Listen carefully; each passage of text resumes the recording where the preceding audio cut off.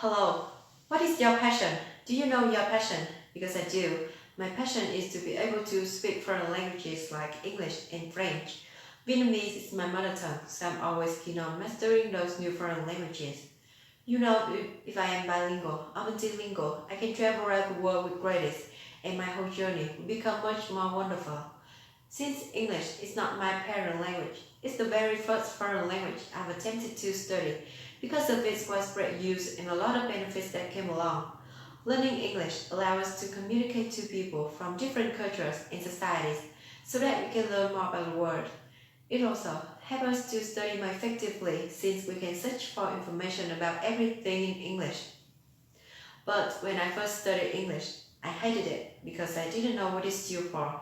It differs from Vietnamese in pronunciation, intonation, vocabulary, grammars, and structures. I didn't like to study it much, so my English was really bad at the time. However, there was an experience that made me change my mind totally. To the best of my recollection, it was 10 years ago when I first used my English for communication purpose. I was walking home from school when I noticed a foreigner who seemed like being lost. I approached him with all of my bravery and my poor vocabulary, asked him if he needed help. He was trying to get to the nearby mini mart, so I gave him the direction. But my English was really bad. I had to use all of my nonverbal skills like body language and gesture to show him the way. Fortunately, he could get there.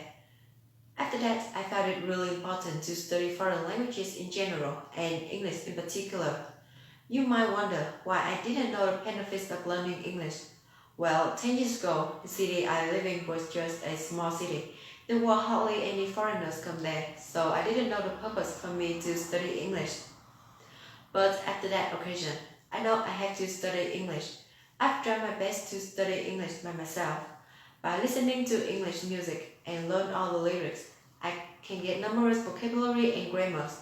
I also do reading books and magazines, relearning English, so that I can get the more sophisticated grammars.